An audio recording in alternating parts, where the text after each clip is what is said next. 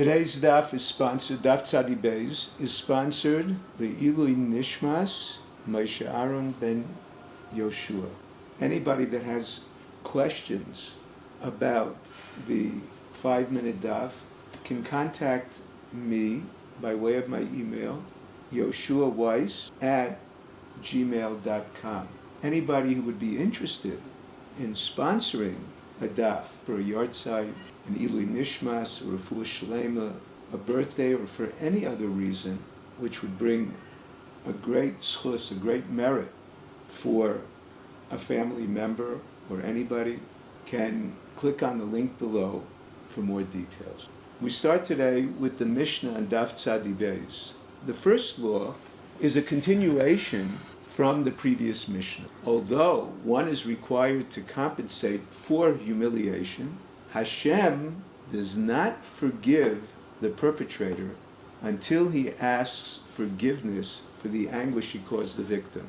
The Gemara brings a proof from Hashem's response to Avimelech after he abducted Sarah. The verse says, Hashev eshes ha'ish ki navi hu v'yispalel badcha v'chyei v'im'eincha tashiv da ki tamus. The Gemara infers from the fact that Hashem says, return her because she is the wife of a prophet, the verse must be understood as saying two things. He must return her because abducting, especially a married woman, is immoral.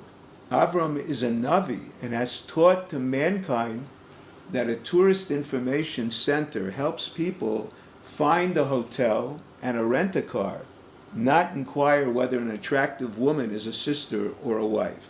Therefore, Avram understood that his life was in danger, not as Avimelech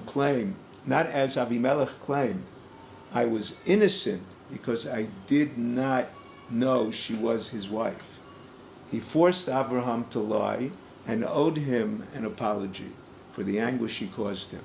Asking forgiveness must be done 3 times, accompanied by 3 people to appease the victim. One refuses to forgive, the Mishnah goes on to say, and this person who sincerely apologized, and one refuses to accept the apology, is cruel. What's the proof? Again, Avram Avinu prayed to Hashem to heal his household from illnesses related to their orifices, infertility, and childbearing. The Gemara includes another teaching from this situation. One who suffers from a certain illness, his prayers will be answered first by praying for his friend who suffers from the same illness, as the next chapter in the Torah begins with Sarah's pregnancy. Hashem pakad es Sarah. The Gemara digresses to discussions of different adages. Number 1, weed out thorns from a cabbage patch sometimes results in weeding the cabbage itself. The point being is not to associate with evil people. The Torah does not mention which brothers Yosef stood in front of Paro. The Gemara tells us it was the brothers mentioned twice by name in Moshe's blessing to the tribes at the end of the Torah. Third thing is, poverty, unfortunately, runs after the poor.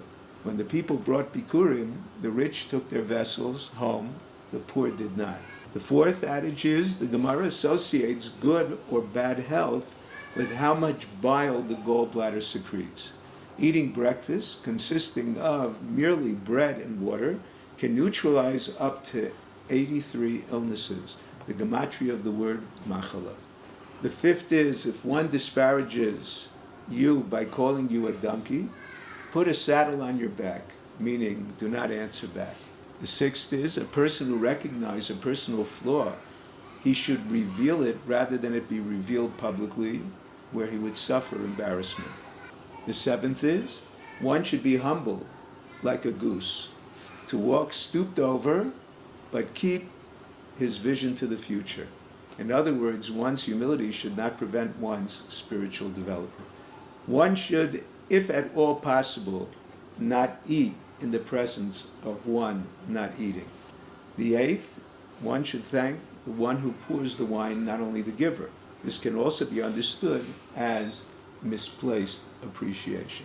The ninth is, a hungry dog will eat almost anything. The 10th is bad trees grow next to other bad trees.